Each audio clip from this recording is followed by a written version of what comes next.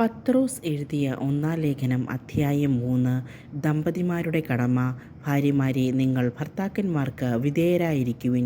വചനമനുസരിക്കാത്ത ആരെങ്കിലും ഉണ്ടെങ്കിൽ അവരെ വാക്കുകൊണ്ടല്ല, പെരുമാറ്റം കൊണ്ട് വിശ്വാസത്തിലേക്ക് ആനയിക്കാൻ ഭാര്യമാർക്ക് കഴിയും.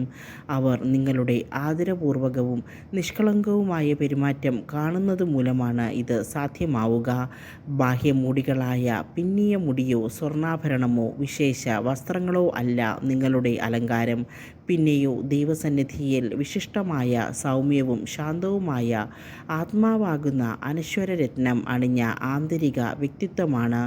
ദൈവത്തിൽ പ്രത്യാശ വച്ചിരുന്ന വിശുദ്ധ സ്ത്രീകൾ മുമ്പ് ഇപ്രകാരം തങ്ങളെ തന്നെ അലങ്കരിക്കുകയും തങ്ങളുടെ ഭർത്താക്കന്മാർക്ക് വിധേയരായിരിക്കുകയും ചെയ്തിട്ടുണ്ട്.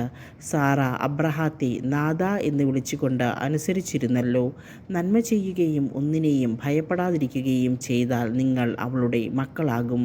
ഇങ്ങനെ തന്നെ ഭർത്താക്കന്മാരെ, നിങ്ങൾ വിവേകത്തോടെ നിങ്ങളുടെ ഭാര്യമാരോടൊത്ത് ജീവിക്കുവിൻ.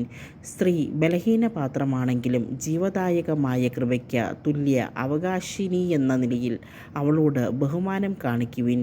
ഇത് നിങ്ങളുടെ പ്രാർത്ഥനയ്ക്ക് തടസ്സമുണ്ടാകാതിരിക്കാൻ വേണ്ടിയാണ്.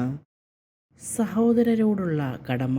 അവസാനമായി, നിങ്ങളെല്ലാവരും ഹൃദയൈക്യവും അനുകമ്പയും സഹോദര സ്നേഹവും കരുണയും വിനയവും ഉള്ളവരായിരിക്കുവിൻ. തിന്മയ്ക്ക് തിന്മയോ നിന്ദനത്തിന് നിന്ദനമോ പകരം കൊടുക്കാതെ അനുഗ്രഹിക്കുവിൻ. അനുഗ്രഹം അവകാശമാക്കുന്നതിനു വേണ്ടി വിളിക്കപ്പെട്ടിരിക്കുന്നവരാണല്ലോ നിങ്ങൾ. ജീവിതത്തെ സ്നേഹിക്കുകയും നല്ല ദിവസങ്ങൾ കാണാൻ ആഗ്രഹിക്കുകയും ചെയ്യുന്നവൻ തിന്മയിൽ നിന്ന് തൻ്റെ നാവിനെയും വ്യാജം പറയുന്നതിൽ നിന്ന് തൻ്റെ അധരത്തെയും നിയന്ത്രിക്കട്ടെ. അവൻ തിന്മയിൽ നിന്ന് പിന്തിരിഞ്ഞ് നന്മ ചെയ്യട്ടെ. സമാധാനം അന്വേഷിക്കുകയും അതിനായി പരിശ്രമിക്കുകയും ചെയ്യട്ടെ. എന്തെന്നാൽ കർത്താവിൻ്റെ കണ്ണുകൾ നീതിമാന്മാരുടെ നേരെയും അവിടുത്തെ ചെവികൾ അവരുടെ പ്രാർത്ഥനകളുടെ നേരെയും തുറന്നിരിക്കുന്നു. എന്നാൽ തിന്മ പ്രവർത്തിക്കുന്നവരിൽ നിന്ന് അവിടുന്ന് മുഖം തിരിച്ചിരിക്കുന്നു. പീഡനത്തോടുള്ള സമീപനം. നന്മ ചെയ്യുന്നതിൽ നിങ്ങൾ തീക്ഷ്ണതയുള്ളവരാണെങ്കിൽ നിങ്ങളെ ഉപദ്രവിക്കാൻ ആർക്ക് കഴിയും? നീതിക്ക് വേണ്ടി കഷ്ടതകൾ സഹിക്കേണ്ടി വന്നാൽ നിങ്ങൾ ഭാഗ്യവാന്മാർ. അവരുടെ ഭീഷണി നിങ്ങൾ ഭയപ്പെടേണ്ട. നിങ്ങൾ അസ്വസ്ഥരാവുകയും വേണ്ട. ക്രിസ്തുവിനെ കർത്താവായി നിങ്ങളുടെ ഹൃദയത്തിൽ പൂജിക്കുവിൻ.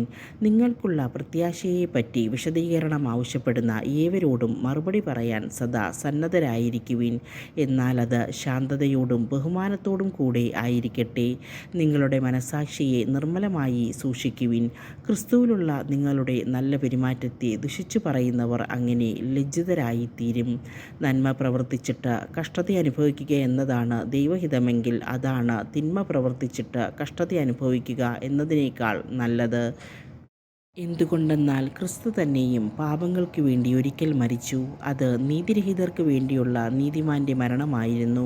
ശരീരത്തിൽ മരിച്ച് ആത്മാവിൽ ജീവൻ പ്രാപിച്ചുകൊണ്ട് നിങ്ങളെ ദൈവസന്നിധിയിലെത്തിക്കുന്നതിന് വേണ്ടിയായിരുന്നു അത്. ആത്മാവോട് കൂടെ ചെന്ന് അവൻ ബന്ധനസ്ഥരായ ആത്മാക്കളോട് സുവിശേഷം പ്രസംഗിച്ചു. അവരാകട്ടെ നോഹിൻ്റെ കാലത്ത് പെട്ടകം പണിയപ്പെട്ടപ്പോൾ ക്ഷമാപൂർവം കാത്തിരുന്ന ദൈവത്തെ അനുസരിക്കാത്തവരായിരുന്നു. ആ പെട്ടകത്തിലുണ്ടായിരുന്ന 8 പേർ മാത്രമേ ജലത്തിലൂടെ രക്ഷ പ്രാപിച്ചുള്ളൂ. അതിൻ്റെ സാദൃശ്യമുള്ള ജ്ഞാനസ്നാനം ഇപ്പോൾ നിങ്ങളെ രക്ഷിക്കുന്നു. അത് നിങ്ങളുടെ ശരീരത്തിലെ മാലിന്യത്തിൻ്റെ നിർമ്മാർജ്ജനമല്ല, മറിച്ച് ശുദ്ധ മനസ്സാക്ഷിക്കായി യേശുക്രിസ്തുവിൻ്റെ ഉത്ഥാനം വഴി ദൈവത്തോട് നടത്തുന്ന പ്രാർത്ഥനയാണ്. യേശുക്രിസ്തുവാകട്ടെ സ്വർഗത്തിലേക്ക് പ്രവേശിച്ച് ദൈവത്തിൻ്റെ വലത്തുഭാഗത്ത് ഇരിക്കുന്നു. ദൂതന്മാരും അധികാരങ്ങളും ശക്തികളും അവിടുത്തേക്ക് കീഴ്പ്പെട്ടുമിരിക്കുന്നു.